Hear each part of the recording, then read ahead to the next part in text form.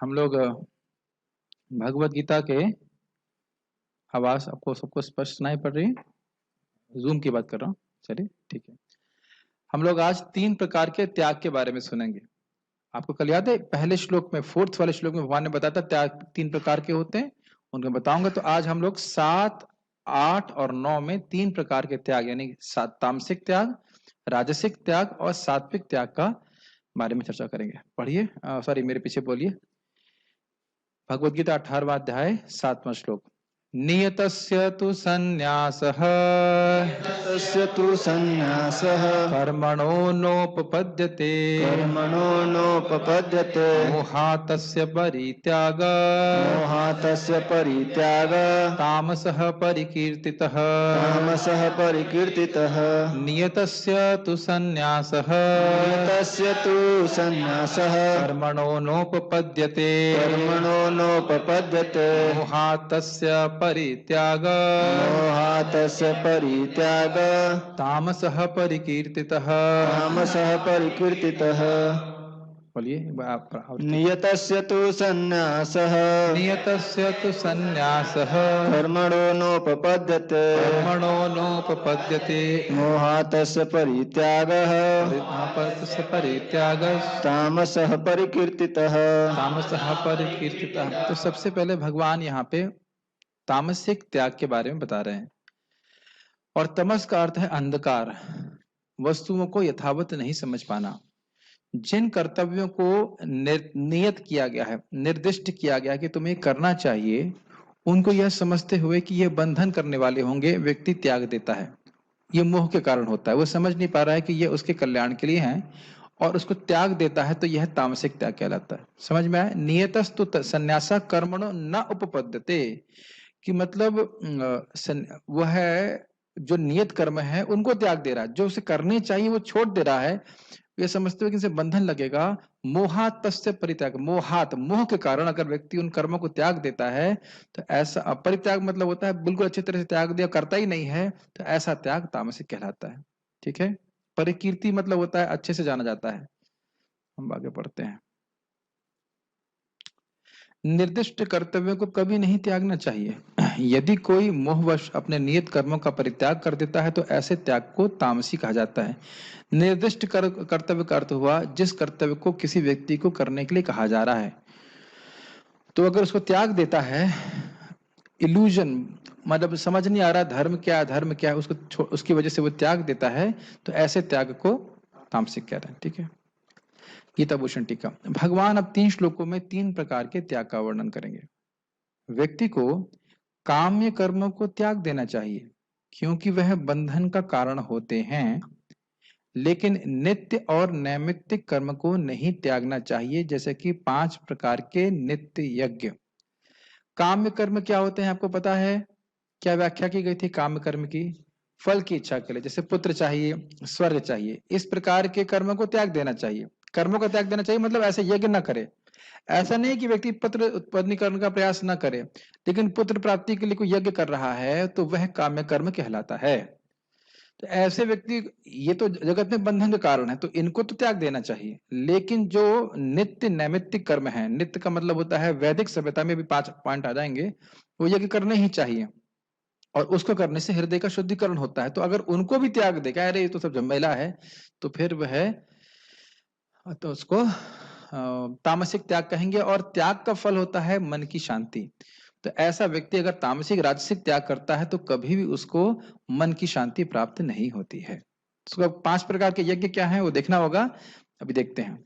नित्य का मतलब जिन्हें रोज करना चाहिए, और नैमित्तिक मतलब 3 महीने में 4 महीने में कभी एक बार करते हैं, इस तरह से। लेकिन हम ये वैदिक सभ्यता के लिए है और हम लोग उसको भक्ति के संदर्भ में उसका अर्थ देखेंगे। हमारे भी नित्य नैमित्तिक कर्म कह सकते हैं भक्ति के संदर्भ में।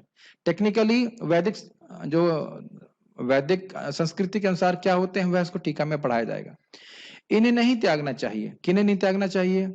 नित्य नैमित्तिक कर्म जो हृदय को शुद्ध करने वाले, उनको कभी नहीं त्यागना चाहिए, क्योंकि यह मुक्ति प्रदान करने वाले होते हैं, क्योंकि इनके अंदर ज्ञान निहित होता है और यह आत्मा की ओर लक्षित होते हैं। साथ ही यह भौतिक शरीर का निर्वाह करने के लिए आवश्यक होते हैं। थोड़ा समझिए 2 पॉइंट्स को। जब कोई व्यक्ति निष्काम भाव से वैदिक यज्ञों को करता है तो कर तो रहा है अपने शरीर से कार्य, लेकिन क्योंकि वह निष्काम भावना से करता है इसलिए उसके हृदय में आत्मज्ञान उत्पन्न हो जाता है। He becomes self realised, internally वो प्यूरिफाई होने लगता है।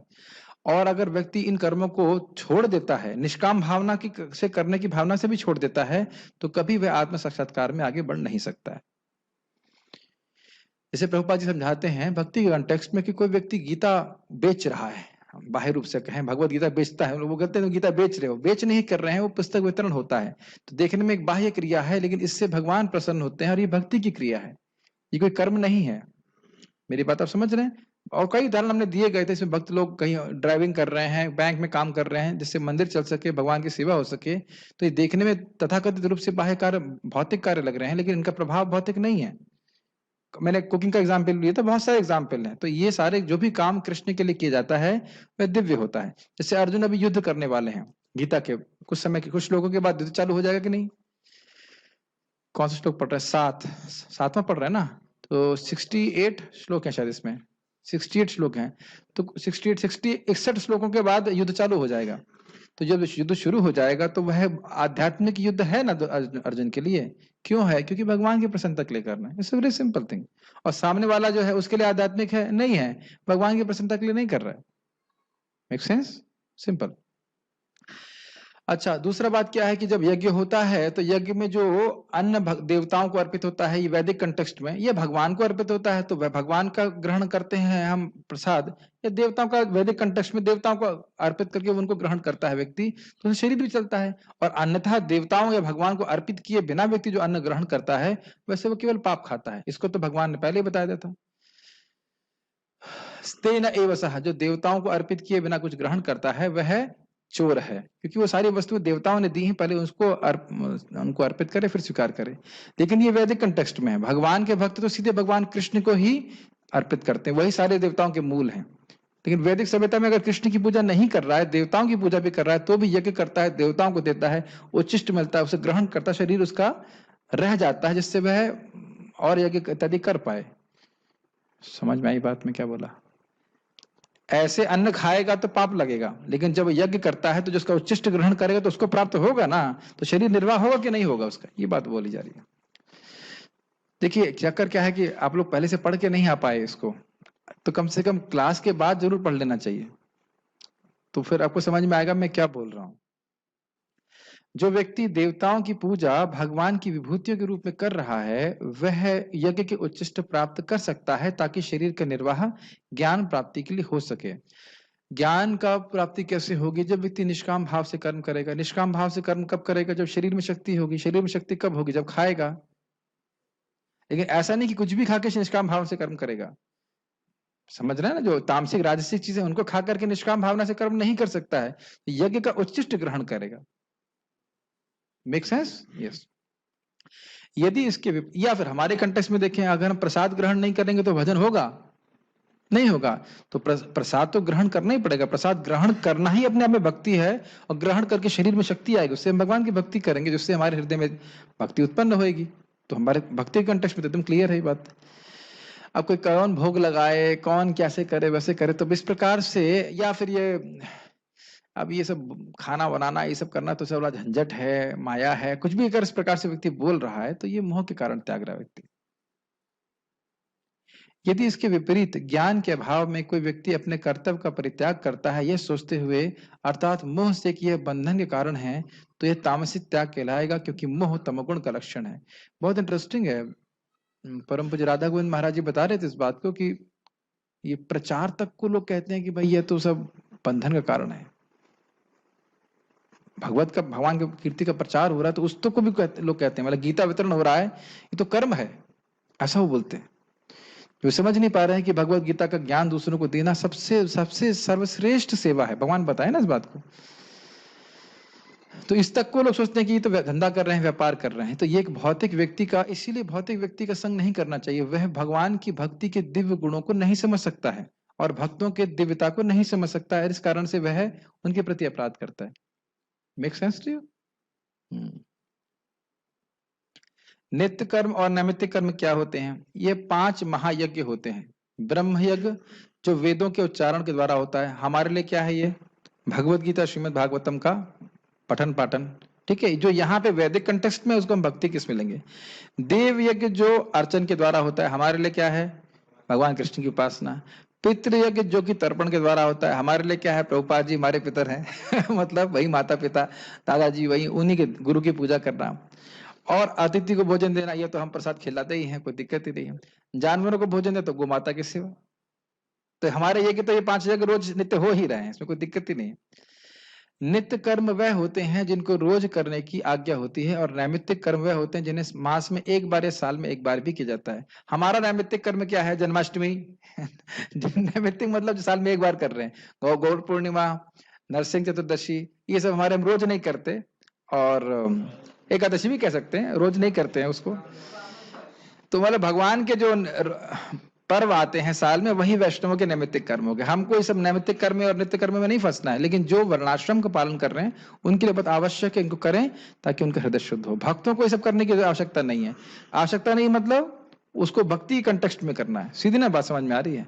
हम तो पितृ यज्ञ नहीं कर रहे हैं, सीधे प्रभुपाद जी को प्रणाम करते हैं, भगवान का प्रसाद ग्रहण करते हैं, भगवान को प्रणाम करते हैं, सभी पितरों का उद्धार हो जाता है। फिर भी अगर गृहस्थ भक्तों के गृहस्थ भक्त करना चाहते हैं तो भगवान विष्णु को ही प्रसादम अर्पित करके फिर पितरों को देना चाहिए, उससे बहुत लाभ प्राप्त होगा। अभी मैं हरि भक्ति विलास में पढ़ रहा था, भक्त लोग भी कर सकते हैं, महाप्रभु ने किया था, लेकिन उसको वैदिक वैष्णव तरीके से करना चाहिए।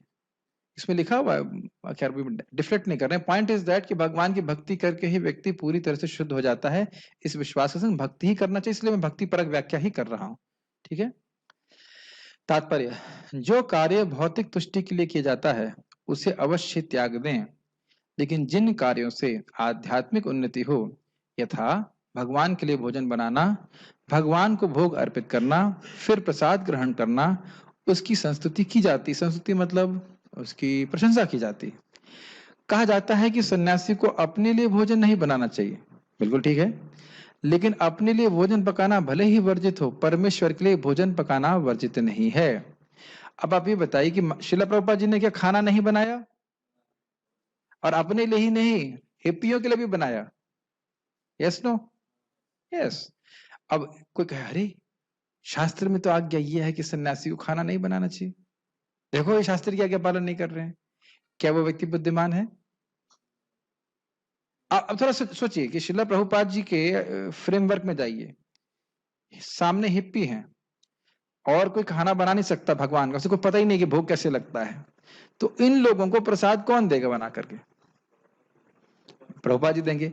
अब प्रभुपाद जी सोचे कि भाई यह तो सन्यासी का काम नहीं है कि खाना बनाए। तो अब प्रभुपाद जी तो दिव्य है, मैं खाली बोल रहा हूं, मान लो कोई ऐसा सोचे कि भाई सन्यासी काम नहीं है और खाना बनाना त्याग दे, जबकि उस खाना बनाने से, भगवान को अर्पित करने से लोग प्रसाद पाएंगे तो उनका उद्धार होगा, वो होगा ना। और तो इस भावना को त्याग को ना समझते हुए कहे कि क्यों बना रहे हैं, तो ये तामसिक बात हुई कि नहीं?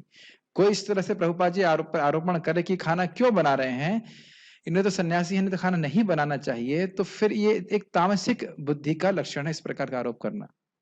सबसे उच्चतर लक्ष्य क्या है कि किसी भी जीव को हम कृष्ण भावना में आने में मदद करें। ये बात समझ में आती है? वो एक क्राइटेरिया होना चाहिए, उसी के आधार पर हमें सब कुछ जो है एडजस्ट करने का प्रयास करना चाहिए। Make sense to you? जैसे आप जानते हैं कि श्रील प्रभुपाद जी को, कि वो जो फ्रिज में, क्या नाम था उनका, सैली अग्रवाल, उनके ही फ्रिज में मांस रखा हुआ था और उसमें ही अपना भोगा भी रखना पड़ा था। बताइए क्या हम ऐसा कभी कर सकते हैं? लेकिन भक्त किसी भी हद तक जा सकता है भगवान कृष्ण की सेवा करने के लिए, वो जानते हैं कृष्ण को क्या सुख देता है। तो जो लोग निम्न स्तर पे हैं उनको इस प्रकार से आक्षेप नहीं करना चाहिए महाभागवत के आचरण के ऊपर। तो प्रभुपाद ये बात बता रहे हैं कि भगवान की सेवा के लिए व्यक्ति को सब कुछ करने के लिए तैयार रहना चाहिए। इसी प्रकार अपने शिष्य की कृष्ण भावनामृत में प्रगति करने में सहायक बनने के लिए सन्यासी विवाह यज्ञ संपन्न करा सकता है। यदि कोई ऐसे कार्यों का परित्याग कर देता है तो यह समझना चाहिए कि वह तमोगुण के अधीन है। इसकी व्याख्या करी गई थी कि नहीं? सन्यासी को शादी से मतलब है? कोई डाउट है इसमें? नहीं? हाँ, यस, नो? नहीं, कोई मतलब नहीं है। ब्रह्मचारी को किसी मतलब ना, शादी से कोई मतलब नहीं। लेकिन यदि सन्यासी किसी की अपने शिष्य की, जैसे प्रभुपाद ने कहा था कि वो लोग आपस में मिक्स करते थे बहुत फ्रीली, तो वह उचित नहीं, तो वह धर्म था, तो उनकी शादी करा कर भक्ति में स्थिर हो पाए तो वो ठीक है। इसीलिए वैष्णव क्रिया मुद्रा विज्ञ न बुझाए। जो महान वैष्णव है वो क्या कर रहे हैं, क्यों कर रहे हैं, उसको सामान्य नहीं, विज्ञ व्यक्ति भी नहीं समझ सकता, तो हम जैसे बुद्धू क्या समझें। ठीक है, तो आप समझ गए, वह कार्य जो कृष्ण की प्रसन्नता के लिए, सीधी सीधी बॉटम लाइन, जो कृष्ण की प्रसन्नता के लिए कार्य है, उसको कोई व्यक्ति छोड़ दे मोहवश, तो वह तामसिक कहेगा। जैसे कोई प्रभुपाद जी से बोलते हैं इसमें कि भाई ये कहते हैं कि ये विदेश क्यों गए, सन्यासी को तो 7 समुद्र क्रॉस नहीं करना चाहिए। तो वह आज्ञा है, जिस भी कंटेक्स्ट में आज्ञा है, लेकिन सबसे बड़ी आज्ञा महाप्रभु भगवान की क्या है कि जो इस ज्ञान का प्रचार दूसरों को करता है वो मुझे सबसे अधिक प्रिय है। समझ रहे हैं? तो आप कोई कहे कि मैं हवाई जहाज यूज नहीं करूंगा या क्या कहते हैं समुद्र क्रॉस नहीं करूंगा, तो ये सब त्याग जो है ये तामसिक कहलाएगा। तो प्रभुपाद जी सब क्यों किए? क्यों किए? ताकि कृष्ण की प्रचार हो सके, कृष्ण की भक्ति का प्रचार हो सके, ये मुख्य बात है। हमारे कंटेक्स्ट में हमें यही समझ लेना चाहिए। प्रचार ही सार, जो आपने सुना उस बात को इसी तरह से लेना चाहिए। अगला, यहां तक कुछ पूछना नहीं होगा, क्लियर है? अगला देखते हैं। दुःखमित्येव यत्कर्म दुःखमित्येव यत्कर्म कायक्लेशभयात् त्यजेत् कायक्लेशभयात् त्यजेत् सकृत्वा राजसं त्यागम् सकृत्वा राजसं त्यागम् नैव त्यागफलं लभेत्। नैव त्यागफलं लभेत्। दुःखमिति, ये बहुत दुख है, बहुत कष्ट है। दुःखमिति एव यत्कर्म, इस कर्म को करने में, ये जो नियत कर्म कहा गया है, इसको करने में बहुत दुख हो रहा है, ये कोई कह रहा है तो। काया क्लेश भयात् त्यजेत्, काया मतलब शरीर, क्लेश मतलब दुख। तो काय के क्लेश के भय से अगर कोई त्यागता है, बहुत दुख है, ये हमसे नहीं होगा, बहुत कष्ट हो रहा है, यह काय का क्लेश है, शरीर में कोई कष्ट हो रहा है। सक, अगर इस प्रकार से अपने नियत कर्म को त्यागता है, तो सकृत्वा राजसम त्यागम, ऐसा त्याग राजसिक है। नैव त्याग फलम लभेत, क्या संस्कृत उसका अर्थ होगा? ऐसे व्यक्ति को त्याग का फल कभी प्राप्त नहीं होता है। त्याग का फल क्या है? मन का शुद्धिकरण, मन का शांति। अब आज ही एक मीटिंग हो रही थी, तो कुछ डिवोटीज थे, उसमें एक माता जी ने प्रश्न किया कि हमारे घर में झगड़ा होता है, अगर हम अन्न नहीं बनाते हैं एकादशी वाले दिन, तो क्या हम अन्न बना के खिला सकते हैं? तो हमने कहा भाई क्लेश तो एक दिन होगा, अगर आप अन्न नहीं बनाओगी तो एक दिन क्लेश होगा, और आदत भी बन जाएगी। और अन्न खिलाने का मतलब क्या हुआ? तो गोमांस खा लीजिए, बहुत दिन से नहीं खाया, 15 दिन हो गए, खा लीजिए थोड़ा, हफ्ते में एक बार तो, सॉरी 15 दिन में गोमांस तो खाना ही चाहिए। तो क्योंकि शास्त्र आज्ञा नहीं सुनते हैं, तो इस प्रकार की बात कहते हैं कि हमारे शरीर में कोई क्लेश होगा, कि मन में क्लेश होगा, कि ये होगा, कि वो होगा। शास्त्र आज्ञा सुनेंगे तो चाहे घर में, हमने कहा इस चीज में कोई कॉम्प्रोमाइज नहीं, पूरा तलवार निकाल लो कि अन्न नहीं बनाएंगे। अब जिसको स्वयं बना के खाना हो अलग बात है, स्वयं बना के खाना हो, कुछ करना हो, उसको तो हम कंट्रोल नहीं कर सकते, लेकिन हम नहीं बनाएंगे, ना कहीं प्रेरित करेंगे कि तुम अन्न खा सकते हो।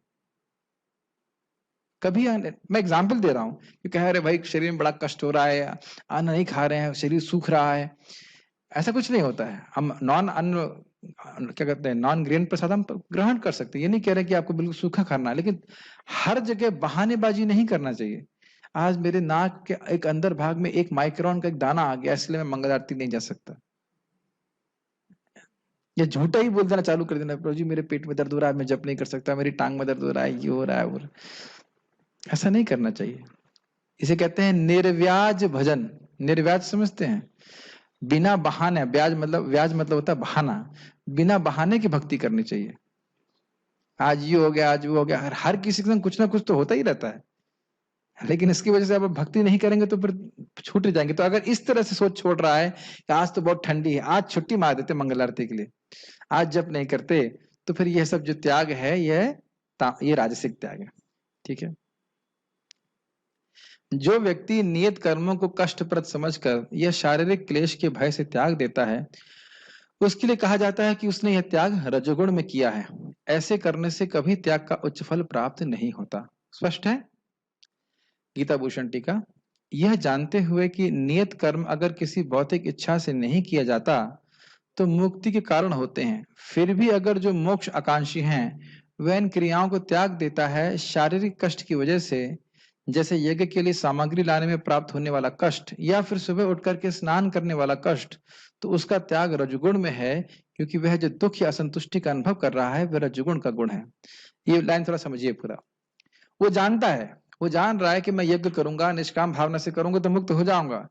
हमारे कंटेक्स्ट में हम जान रहे हैं कि हम 16 माला जप करेंगे, मंगल आरती जाएंगे, भगवान का प्रसाद खाएंगे तो मुक्त हो जाएंगे। लेकिन बड़ा कष्ट है रोज, सुबह कौन उठे, बड़ा थकान लग रही है मुझे, आज कुछ टूट रहा है मेरा शरीर। कभी शरीर टूट रहा होता है, कभी सर में दर्द हो रहा है, नहीं सर दर्द नहीं, सर फट रहा है। ऐसा ये सब शब्द हम लोग यूज कर सकते हैं, कर सकते हो। लेकिन यह जो ऑब्वियसली कुछ जेन्युइनली बीमार एक अलग बात है, लेकिन हमें समझना चाहिए कि हमारा मन बीमार है, ये ज्यादा बड़ी बीमारी है। हमारा मन की बीमारी ज्यादा है, तो उसमें सोचे आप सुबह कौन स्नान करे, अरे अभी तो बाथरूम भरा होगा, अभी थोड़ा सो लेता हूँ ये आर्गुमेंट सुना आपने मन का, अभी तो बाथरूम फ्री नहीं होगा, अभी सो लेता हूं मैं। ऐसे करके बहाने करता है, बस बस 5 मिनट 5 मिनट। आज वही वक्त माता जी पूछ रही थी, मैं 1 घंटे मैं 4:30 पे उठती हूँ, लेकिन हफ्ते में 2 दिन जो है देर हो जाता है उठने में। हमने कहा हफ्ते में 7 ही दिन तो होते हैं, 7 दिन में आप 2 दिन नहीं उठ रहे, कितना परसेंटेज हो गया? 2/7 × 100 कितना हुआ? कितना परसेंट हुआ?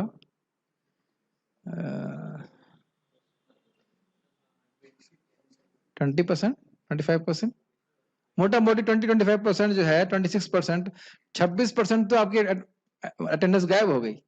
और फिर दिन भर कीर्तन या सदाहरि हुआ, सुबह माला नहीं हुआ तो दिन भर हुआ। तो हर व्यक्ति को सोचना पड़ेगा कि उसे किस प्रकार का जप करना, भक्ति करना। थोड़ा सा सुख आपको दे देगा मन, तथाकथित कि हम सो लें, और आप देखेंगे, आप गर्मी से लेकर पूरा साल देखिए, सबसे अच्छी नींद 4 बजे आती है। उसी टाइम एकदम से ठंडा करना चालू कर देगा भगवान, ऐसा लगता है एकदम ठंडा करना चालू कर, अब तो बिल्कुल नहीं उठ सकते, ये तो बहुत अच्छा समय है। और कुछ ना कुछ बोलेगा, एक दिन एक वक्त बोले, अरे चूहा परेशान कर रहा था मुझे रात में, इसलिए नहीं उठ सकते एक दिन मच्छर परेशान कर रहा है, जो उसको नहीं उठ रहा है, आज मैं कल मेरी टांग में दर्द था, अरे कल मैंने पनीर रोटी खा लिया। ऐसे करके कोई ना कोई बहाना करके जिसको नहीं जाना है वो व्यक्ति यही सब बोलता रहेगा। ठीक है कि नहीं?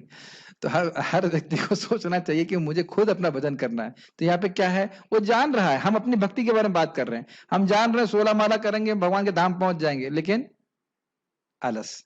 मुझे याद है पहले आश्रम में एक भक्त था, पहला देखा ऐसा केस, और कोई नहीं देखा हमने आज तक कोई नहीं देखा। उसको उठाया और वो तुरंत उठ भी गया। मैं स्नान करने चला गया, फिर देखा मंगल आरती में नहीं है। हमने कैसे कैसे, वो तो पता चला दूसरे रूम में जाके सो गया। हमने कहा वाह भाई, ऐसा वक्त मैंने और आश्रम में कभी नहीं देखा। हमने कहा फिर आप जाओ, घर ही जाओ। घर चला ही गया अपने आप, उसको सहन नहीं हुआ। तो ये जो अच्छा न लगने वाली भावना है, ये उसके शरीर की उतनी कष्ट की भावना नहीं है, उसके मन में प्रॉब्लम है ये। तो उसको लग रहा है सुबह कौन स्नान करे, माला कौन करे, ये वो करे। तो फिर ऐसा व्यक्ति अगर नियत कर्म को, भजन को त्याग देगा तो फिर वो तामसिक राजसिक त्याग है। देखिए दोनों में अंतर देखना पड़ेगा। पहला त्याग क्या था, वो समझ ही नहीं पा रहा है कि इससे प्रगति हो रही है, समझ रहे हैं? वो ये नहीं समझ पा रहा है कि इस नियत कर्म से प्रगति हो रही, तो छोड़ो, हम नहीं करना, हमें नहीं करना। यहाँ वो जान रहा है कि वो कर्म करने से प्रगति होगी, लेकिन अब शरीर में कष्ट है इसलिए छोड़ दे रहा है। अंतर समझ रहे हैं दोनों में? ये राजसिक कर्म। इस प्रकार से नियत कर्म को त्याग देने से वह त्याग का फल प्राप्त नहीं करेगा जो कि ज्ञान है, और वह ज्ञान प्राप्त होता है उन कर्मों को कर्तव्य बुद्धि से करने से। ये तो बस स्पष्ट बात है, हम लोग शरीर नहीं है, सीधी बात है, लेकिन हमें अनुभूति क्यों नहीं है? क्योंकि अंधकार में है, अज्ञान से है, अज्ञान से ग्रसित है। तो अब कोई जब करेगा ही नहीं, भक्ति करेगा ही नहीं, तो कैसे उसको ज्ञान प्राप्त होगा? हम केवल भक्ति परक व्याख्या कर रहे हैं, हम लोग कौन सा यज्ञ करने वाले हैं? तो इसलिए अब जो व्यक्ति इसी में आलस करता रहे कि भाई बड़ा कष्ट है, कौन उठे, क्या करेगा, तो फिर उसको भक्ति में प्रगति नहीं कर पाएगा। सीधी बात, एकदम मिलिट्री की तरह आपको पालन करना पड़ता है कि जब करना ही है, मंगल आरती जाना ही है। अनलेस ऑब्वियसली आप बहुत बुखार से पीड़ित हैं, एक अलग बात है, लेकिन अपने से देखना चाहिए कि भगवान देख रहे अंदर से तुम्हारा टेम्परेचर कितना है। क्यों भाई आशुतोष, जानते हैं कि नहीं?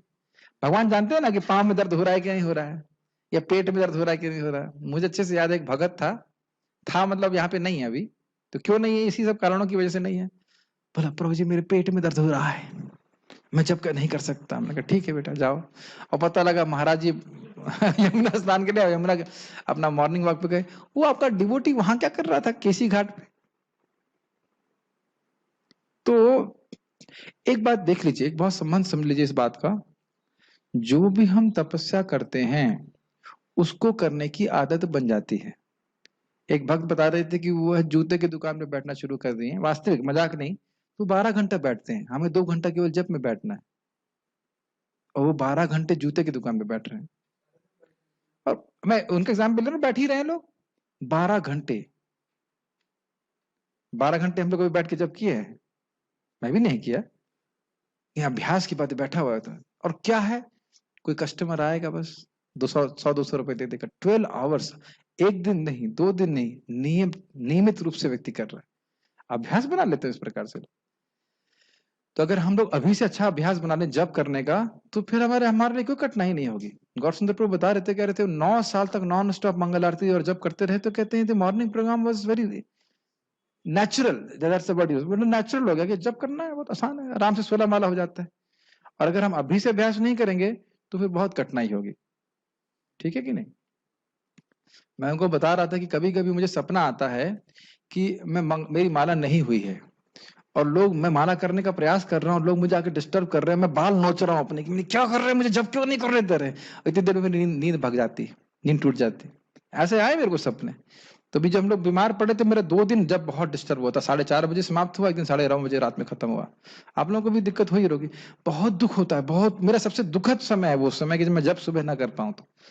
तो हर व्यक्ति को रोज चिंता होनी चाहिए कि मैं सुबह माला कैसे करूंगा, मेरा टाइम से माला होगा कि नहीं होगा। हमारे जीवन में और कुछ नहीं नियत कर्म है, यही निमित्त कर्म है। हरे कृष्णा कृष्णा कृष्णा हरे हरे, हरे राम राम राम हरे हरे। और हमें, मैं शब्द और कठोर में घिन आनी चाहिए कि हम इस प्रकार से जब कर रहे हैं कि हरे कृष्णा ओ क्या, हरे कृष्णा वो क्या हुआ, इस प्रकार की साधना से घृणा हो जानी चाहिए कि मुझे ऐसी जीवन में साधना नहीं करनी, इस प्रकार की नहीं करनी, कोई कॉम्प्रोमाइज नहीं करना। ऐसी साधना करने के लिए मैं यहाँ पे इस्कॉन में नहीं आया हूं। समझ रहे ना मेरी बात? मैं तो एकदम स्पष्ट देखता हूं कि कदाचित कभी ऐसा करना पड़ा तो तुरंत नाम से रेसिप्रोकेशन बंद हो जाता है, एकदम बंद हो जाता है। जहां आप एकाग्रता से करते हैं हरे कृष्ण कृष्ण कृष्ण हरे हरे, हरे राम राम राम हरे हरे, इमीडिएटली कृष्ण रेसिप्रोकेट्स। कैसे कह देता कि कोई अनुभव नहीं होता। आज एक वही माता जी को क्या क्या बता देते हैं, अरे तुम्हें भक्ति का लाभ अगले जन्म में मिलेगा। हमने कहा आज जो नाम में सुख मिला मुझे क्या अगले जन्म में मिल रहा था? क्या बोल रहे हैं कि अगले जन्म में मिलेगा? कौन बोला आपको अगले जन्म में मिलेगा? भक्ति करेंगे, आप अभी अनुभव कर रहे हैं, प्रसाद का अनुभव है, भगवान की कथा का अनुभव है, नाम जप के सुख का अनुभव है। कौन बोलता है अगले जन्म में मिलेगा? अगले जन्म में तो और अधिक मिलेगा, अभी आपको तुरंत मिलेगा, बशर्ते हम ठीक से करें। चेतना की शुद्धि के कारण हम स्वयं अनुभव करते हैं, ऐसा नहीं कि हम अगले जन्म में करेंगे, अगले जन्म में कर रहे हैं। इसी जन्म में तो गीता क्लास दे रहा हूं। तो इसलिए इससे कभी भागना नहीं चाहिए। समझ रहे हैं? निर्व्याज समझते हैं, निर्व्याज भजन करना चाहिए, बिना बहाने की भक्ति करनी चाहिए। तो ये सब बातें होनी चाहिए। अगर त्याग देता है तो सब रजोगुण है। तात्पर्य, जो व्यक्ति कृष्ण भावना मृत को प्राप्त होता है उसे इस भय से अर्थोपार्जन बंद नहीं करना चाहिए कि वह सकाम कर्म कर रहा है। मान लीजिए कोई गृहस्थ आश्रम में है तो उन्हें धन कमाना होता है ताकि भगवान की भक्ति कर सके, ठीक है। यदि कोई कार्य करके कमाए धन को कृष्ण भावनामृत में लगाता है, या यदि कोई प्रातः काल जल्दी उठकर दिव्य कृष्ण भावनामृत को अग्रसर करता है, तो उसे चाहिए कि वह डर कर या यह सोचकर कि ऐसे कार्य कष्टप्रद हैं उन्हें त्यागे नहीं। ऐसा त्याग राजसी होता है। स्पष्ट है? ओके। राजसी कर्म का फल सदैव दुखद होता है। यदि कोई व्यक्ति इस भाव से कर्म त्याग करता है तो उसे त्याग का फल कभी नहीं मिल पाता। त्याग का फल क्या था? दिव्य ज्ञान। तो अगर हम सोचें कि भाई, कई बार बोल चुका हूं, दोबारा नहीं बोल रहा हूं, जो भी कर्तव्य है हरे कृष्ण मंत्र जप करने का, भगवान को प्रणाम करने का, मंगल आरती जाने का, प्रसाद ग्रहण करने का, या हमारी सेवाएं जो भी हैं, ये बात ब्रह्मचारियों के लिए बहुत इंपॉर्टेंट है। भाई हम लोग धन नहीं कमा रहे हैं, लेकिन क्या हमारी सेवाओं में कोई कठिनाई नहीं आती? क्यों भाई? आप लोगों की सेवा में भी कुछ ना कुछ कठिनाई आती, कुछ परेशानी आती है। कि ये नहीं कि अब थोड़ा सेवा में कठिनाई आई छोड़ दिया, हम नहीं कर सकते। यह सब फिर राजसिक त्याग होगा। समझ रहे हैं? वो कठिनाई कौन दे रहा है? पिताजी। जानबूझ करके भगवान उस कठिनाई को दे रहे हैं ताकि हमारी परीक्षा हो कि थोड़ी बहुत कठिनाई आएगी तो क्या तुम मेरी सेवा छोड़ दोगे? Make sense to you? मैं एक बात को बोल रहा था कि हम लोग भी जो नया सेवा लिए हैं उसमें थोड़ी परेशानियां, हमने कहा आपने देखा नहीं कि मैंने जो पहले सेवाएं की उसमें कितनी परेशानियां आई हैं, हजारों तरह की परेशानियां आई। इसका अर्थ यह नहीं कि हम सेवा को छोड़ दें, अभी तो बाद में आप जब उसका स्मरण करते हैं तो it's a very sweet remembrance कि कठिनाई आई लेकिन सेवा कृष्ण की कृपा से ठीक हो गई। मैं कम्युनिकेट कर पा रहा हूँ मैं क्या कह रहा हूँ? There were all the difficulties. जैसे मैं एक सच्ची घटना बताता हूँ, हम लोग राजस्थान के एक शहर में थे, कोटपुतली में। तो हमारी बस एक जगह लग गई जहां पे खड़ी थी, वहां पे खड़ा होना अलाउड नहीं था। पुलिस वाले आए, पुलिस वाले चलो चलो थाना में लेके चलेंगे। तो हम थाने में गाड़ी लेके जाके थाने तक पहुंचे। उससे पहले मतलब बस में हमारे भक्त जो पहले सुबह निकल गए थे, वो कोटपुतली के ही कोई डीएसपी या कोई बहुत उच्च अधिकारी को गीता देके आए थे। जैसे ही हमारी जो बस है वो थाने तक पहुंची, इतने में जो थानेदार है उस फोन आ गया, क्या बस पकड़ के लाए हो तुम लोग इस्कॉन वालों का? हाँ सर छोड़ दो। ठीक है सर, ठीक है सर। इससे पहले कि हमारी बस थाने पे रुकती फोन आ गया। क्या ये भगवान की कृपा नहीं है? समझ रहे ना मेरी बात? तो आप कुछ भगवान के लिए करते हैं तो भगवान रक्षा करते हैं। तो आंखों से देखी बात है। हमारे पार प्रभु पूरी कहानी सुना सकते हैं, एक दिन का एक सेमिनार रखेंगे हम। बहुत अच्छी कहानी सुना किस प्रकार से उग्रवादियों ने इन पर लोगों को अटैक किया और भगवान ने रक्षा किया। तो जो व्यक्ति भगवान की सेवा कर रहा है उसको भगवान ही कठिनाई भेजते हैं और भगवान ही बचाते भी है, ये समझना चाहिए। तो ये नहीं कि थोड़ी बहुत कठिनाई आई तो व्यक्ति अपनी सेवा को त्याग दे, छोड़ दे। भुवनेश्वर प्रभु को देख लीजिए, कितने वृद्ध हो गए बेचारे हैं, पूरी पीठ झुक गई है, लेकिन ऐसा कोई दिन नहीं जो खाना ना बनाते हो कृष्ण के लिए, है कि नहीं? या मंगल आरती ना आते हो? मुझे याद है एक हमारे गुरु भाई थे श्रीनाथ जी, नहीं ये वाले नहीं, ये बूढ़े वाले प्रभु जी। वो बेचारे इनकी क्यों पार था, आपको याद है? वो रस्सी पकड़ते थे, उनको इतने कमजोर थे वो रस्सी पकड़कर मंगल आरती में खड़े रहते थे, फिर भी वह मंगल आरती आते थे। इतनी तो हालत अभी किसी खराब नहीं हुई ना कि एकदम रस्सी पकड़ना पड़े, जो बांधते रस्सी, ये उनका उत्साह था। अब वृंदावन में शरीर त्याग दिया इस प्रकार से। तो इस प्रकार से निर्व्याज भजन करना चाहिए बिना बहाने के। ठीक है, आखिरी श्लोक। कार्यमित्येव यत्कर्म कार्यमित्येव यत्कर्म नियतं क्रियते अर्जुन नियतं क्रियते अर्जुन संगं त्यक्त्वा फलं चैव संगं त्यक्त्वा फलं चैव सत्यागः सात्विको मतः। सत्यागः सात्विको मतः। पिछले वाले श्लोक में क्या कहा था? क्या था? रुकिए एक मिनट। दुख मित्ति, ये दुख है इसलिए नहीं करता। अब सात्विक व्यक्ति क्या करता है? कार्यमिति, ये करना है। अब देखने कितना अंतर है। पहला वाला बोल रहा है दुख है ऐसे नहीं करना है, और ये क्या बोला? कार्यमिति। अब अपने चेतना को देखिए, जो भक्त मंगल आ जाती हैं सुबह उठने के बाद ये मन में आता है कि क्या स्नान करना है? ये प्रश्न आपके मन में बिल्कुल नहीं आता है, नहीं आता ना। अभ्यास का लाभ होता है। पहले बचपन में जब हम लोग साथ मतलब नहीं करते थे तो कितना समय लगता था स्नान करने में? 12-1 बज जाता तो सोचते सोचते आज नहाए कि नहीं नहाए, चाय वाय पी लिया या ब्रेड खा लिया, उसके बाद आज नहाए या नहीं नहाए वाला यही विचार चलता रहता था। अब आप देख सकते हैं कि ना नहाए यह तो कोई मतलब ऑप्शन ही नहीं है। There is no option. ऐसे मन में आता ही नहीं कि नहाना ही नहीं है, और 2-3 बार तो नहाते ही हैं। समझ रहे हैं मेरी बात? तो ये दिखा देते हैं कि जब हम सात्विक रूप से अभ्यस्त हो जाते हैं तो ये कर्तव्य भावना इतनी अधिक हो जाती है कि कष्ट महसूस ही नहीं होता। नहाना तो कष्ट सभी के लिए लगता है, लेकिन कोई अभ्यास हो जाने से कोई दिक्कत नहीं। तो कार्यम इत्येव यत् कर्म, ये कर्म मुझे करना चाहिए, मेरा कर्तव्य है। नियतम क्रियते अर्जुना, यह मेरे लिए नियत किया गया है। जो इस प्रकार से सोचता है अर्जुन, संगम त्यक्त्वा, मैं करने वाला हूं, मैं इसका फल भोगूंगा, इस भावना को त्यागते हुए, फलम च एव, और इससे प्राप्त होने वाले फलों को भी त्यागते हुए। क्या हरे कृष्ण करके आप स्वर्ग जा सकते हो श्रीनाथ जी? मेरे प्रश्न समझो, ओडिया में बताओ हमको। क्या हरे कृष्णा करके आप स्वर्ग जा सकते हैं? कहीं पे भी जा सकते हैं, लेकिन इस फल को त्यागना चाहिए। ये हरे कृष्ण मंत्र भगवत प्रीति के लिए। मैं केवल भक्ति पर व्याख्या कर रहा हूं, क्योंकि बाकी हम कुछ करते नहीं है। भगवत गीता पढ़ के स्वर्ग जा सकते हो? बहुत आराम से जा सकते हैं। तो क्या भगवत गीता पढ़ रहे हैं स्वर्ग जाने के लिए? एकदम क्लियर समझ में आ रहा है?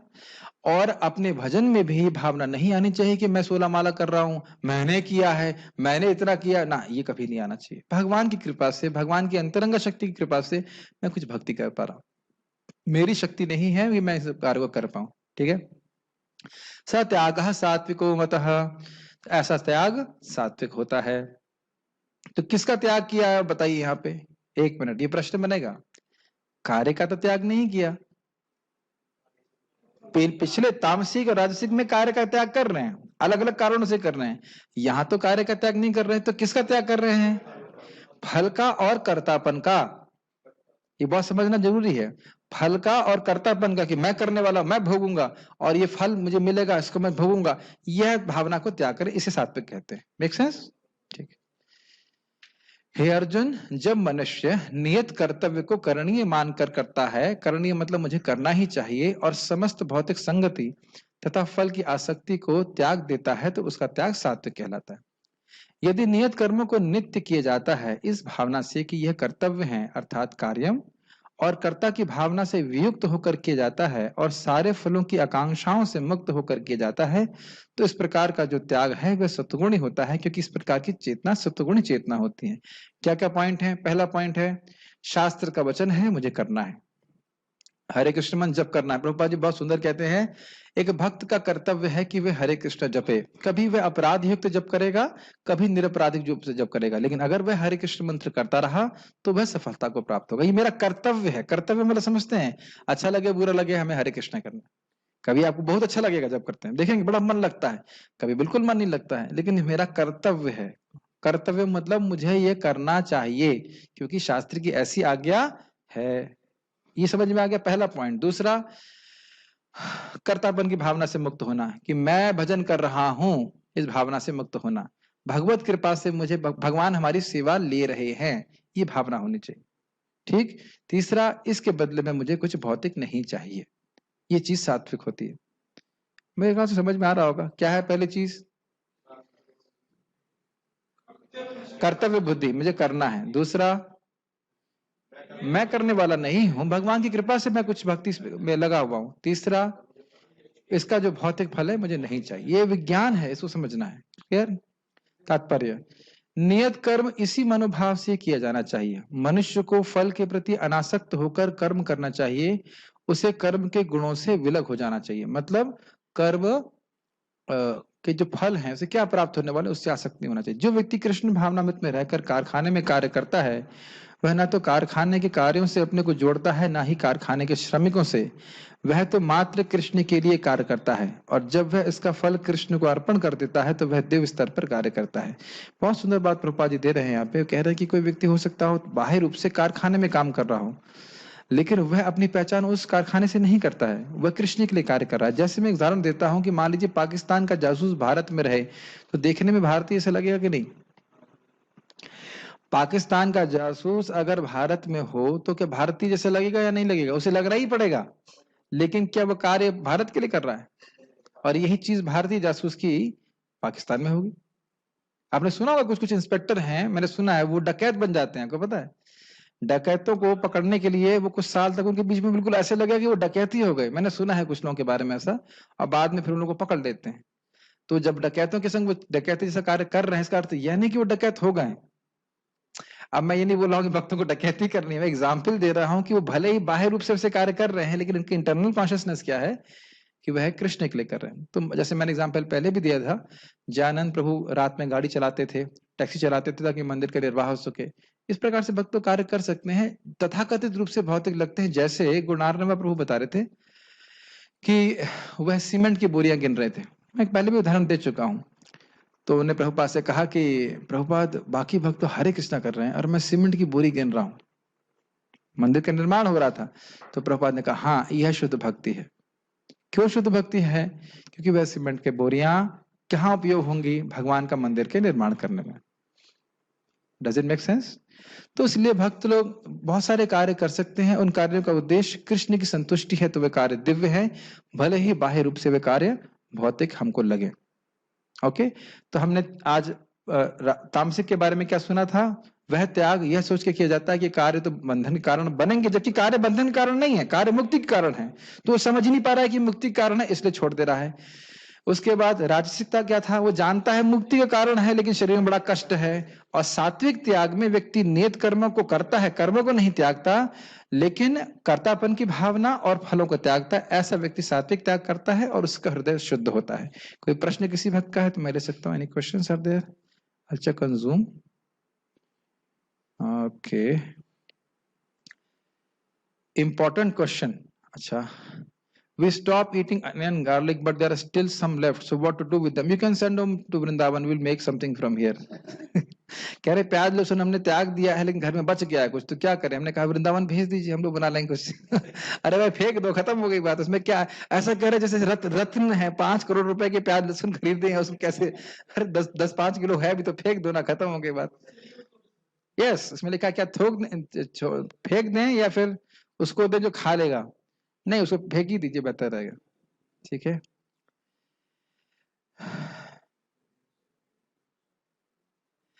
देखिए प्याज लहसुन तो किसी को देना भी उचित नहीं है, ठीक है ना? चाहे खाने वाला हो चाहे नहीं खाने वाला, उसको बाहर कहीं दबा दीजिए, कहीं पे और जमीन में दबा दीजिए, कुछ भी कर लीजिए, खाने लायक वस्तु ही नहीं है।